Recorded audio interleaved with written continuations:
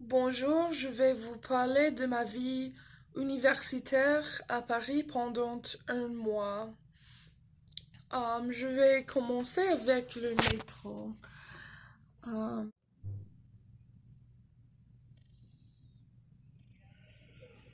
Direction La Défense. Prochain train dans 1 minute. Le suivant dans 5 minutes. Direction Château de Vincennes. Prochain train dans 1 minute. Tu es accessible avec le métro, la veine dans laquelle la vie de la ville coule. Et à Paris, on apprend à déprendre beaucoup de cette moyen de transportation. Les Parisiens sont silencieux dans le métro, ils s'expriment avec les haussements et froncements de sourcils. Tantôt il y a des gens qui lisent avec leurs yeux appuyés sur un livre, et les Français, surtout sur le métro, ont l'habitude de s'exprimer avec les expressions faciales au lieu de paroles. Voilà ma carte Navigo, je l'utilisais pour voyager partout à Paris et ceci est un exemple d'un billet. Les gens qui n'ont pas les cartes Navigo peuvent utiliser ces petits billets. On peut acheter un carnet, un seul billet. La choix c'est à vous. Euh, et voilà une photo des artifices. Euh, le jour de la grande fête de la Bastille, donc le 14 juillet. Euh, C'était ce jour-là où j'ai su que j'étais vraiment ou extrêmement dépendante du métro parce que je me suis sentie un peu perdue quand, à cause de la fête, il y avait quelques fermetures. Euh, cette fête nationale commémore la prise de la Bastille de 14 juillet 1790 et j'ai vu ces artifices devant la tour Eiffel. Et à côté de ça, il y a une photo de la fontaine d'eau.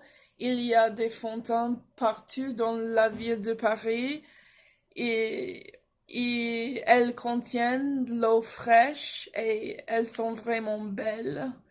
C'est mon style préféré des fontaines et ma fontaine préférée de toute la ville est devant la librairie Shakespeare and Company. Quand j'étais à Paris, je vivais à Cité universitaire pendant le mois. Essentiellement, c'est un logement des étudiants qui consiste de plusieurs maisons. Elle se situe au 4e arrondissement à Paris, juste en face du RER B. Donc c'était très facile à voyager partout. Comme vous pouvez voir avec cette photo, il y avait des grandes fenêtres dans ma résidence. Euh, et aussi, il n'y avait pas de la climatisation. Et j'ai appris comment les Américains sont accros à la clim. C'était un vrai problème et c'était assez choquant pour quelques Américains de mon groupe. Et c'était marrant de voir parce que moi, ça ne me dérange pas beaucoup, mais pour les autres, c'était comme le pire. C'était vraiment une crise. Presque chaque matin, j'allais à la boulangerie pour acheter les croissants frais pour le petit déjeuner. Il y avait une boulangerie au coin de l'université. C'était voté la meilleure baguette de 2018 et selon le président Macron, la France est un pays d'excellence dans le pain parce que la baguette est enviée dans le monde entier. Euh, et au niveau des écoles, c'était différent. Donc, j'avais un cours de français et on a fait des exercices de grammaire chaque jour. On allait à une conférence chaque semaine où on a appris de la culture française, l'histoire de Paris et des arts avec un maître de conférence. En plus, il y avait une cours de phonétique et on mettait des écouteurs et on écoutait des phrases avec la prononciation correcte et on avait besoin de répéter. La prof pouvait écouter à la fois que les étudiants parlaient et j'ai été choquée un jour qu'elle m'avait parlé pour la première fois. J'étais presque endormie et dans un instant, j'étais toute réveillée. Comme j'avais dit, on avait des conférences de la France, mais c'était intéressant parce que la France, surtout à Paris, vous êtes entouré de l'histoire de laquelle vous apprenez.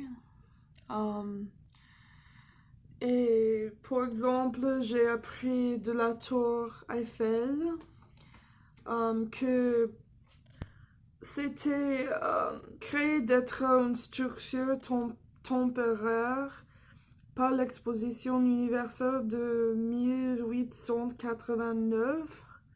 Mais évidemment, maintenant, c'est parmi les plus visités de la ville et c'est un endroit culte à Paris.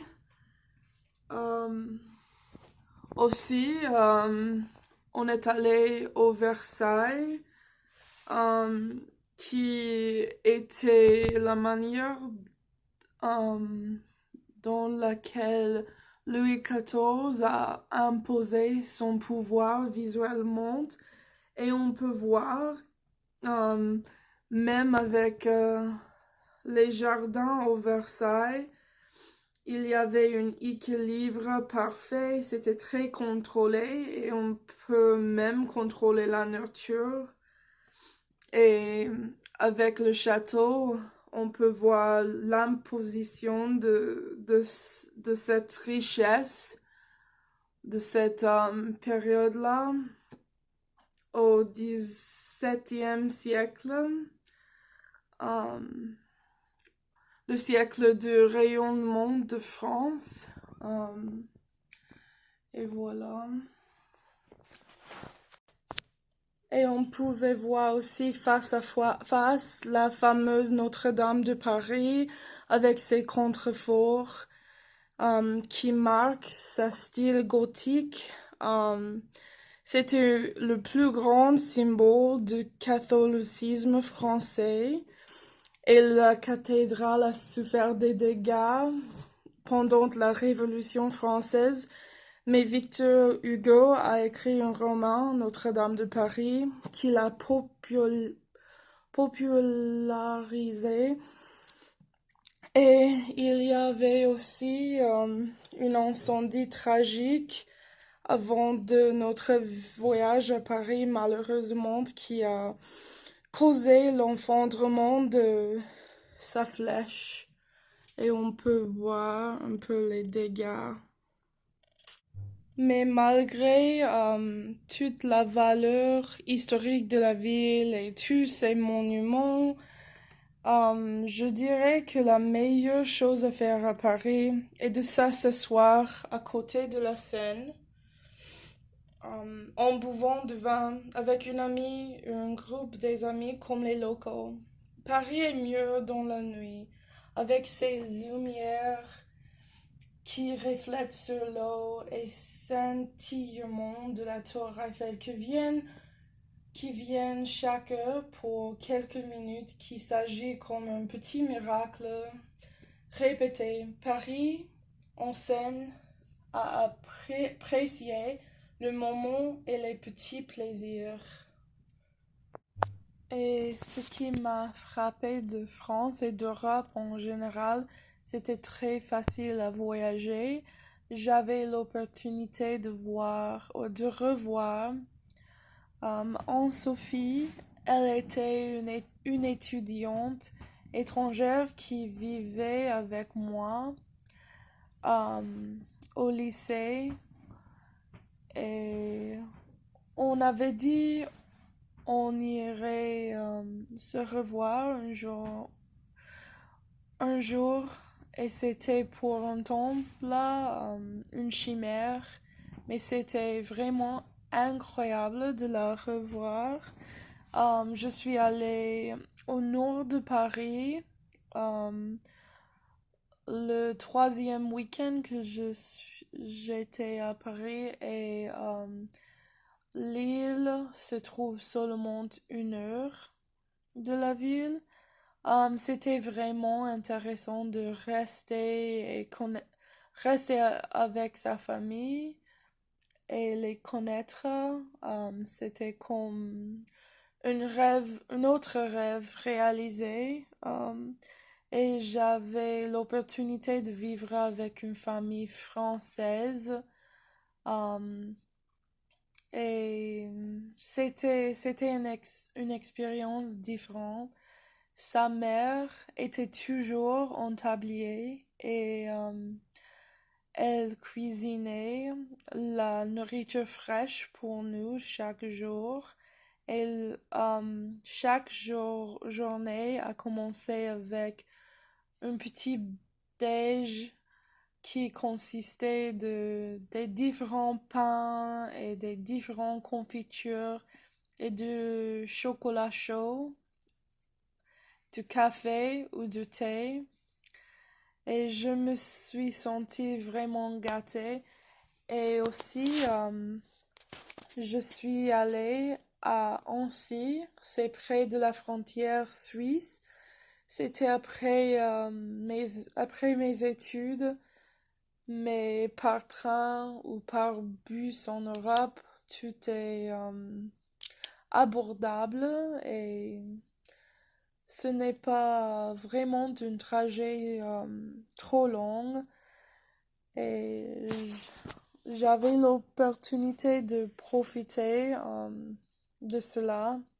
C'était franchement très différent de la vie aux États-Unis parce que on n'a pas la même opportunité de voyager et j'ai appris aussi que les Français sont très obsédés avec les vacances et je veux qu'on soit un peu plus comme ça aux États-Unis parce que là-bas les vacances sont consacrées et aussi les Français ont habitude de visiter des différents endroits en France. Un de mes meilleurs moments à Paris était quand je promenais près de la Seine et j'ai écouté de la musique tout à coup, donc j'ai suivi le sonore de la musique et je me suis trouvée devant une foule des gens qui dansaient. Et j'étais très fascinée parce que ma professeure à la Sorbonne, Madame Bourson, nous avait dit, oh, il y a les gens qui dansent sur les quais de la Seine. Et si tu aimes danser, tu peux euh, aller et rencontrer les gens.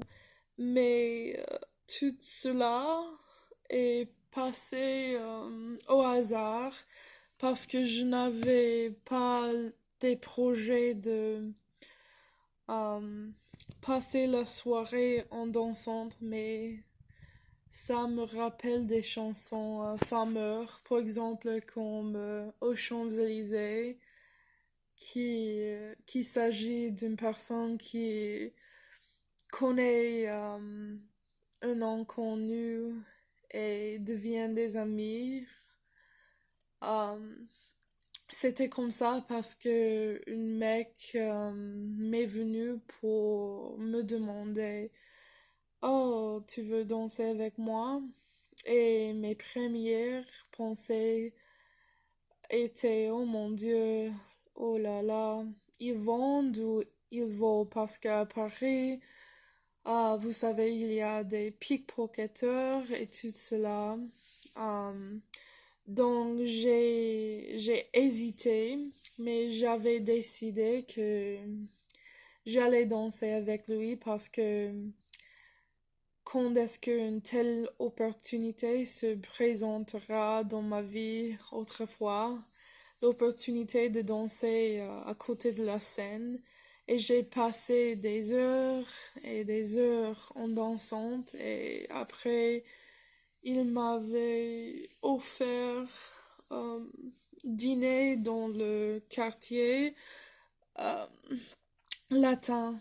Donc c'était incroyable et les gens qui habitent à Paris sont plus chaleureux que les gens pensent parce que j'ai une gérante euh, au travail qui m'avait dit oh j'aime pas Paris, c'est la crasse partout et les gens ils sont impolis et tout ça, mais je ne suis pas d'accord. De mon expérience, Paris est une des meilleures villes du monde et je suis ravie que j'avais l'opportunité de passer si longtemps là-bas. Il y a une citation, probablement plusieurs citations. Ceci est la citation. Si vous avez la chance d'avoir vécu jeune homme à Paris où que vous alliez pour le reste de votre vie, cela ne vous quitte pas car Paris est une fête et je suis tout à fait d'accord avec ce qu'il dit et je pense que une partie de mon cœur appartient à Paris. Et je suis reconnaissante que j'ai choisi de d'apprendre cette belle langue parce que j'avais des expériences et des souvenirs qui venaient du fait que j'ai fait cette décision.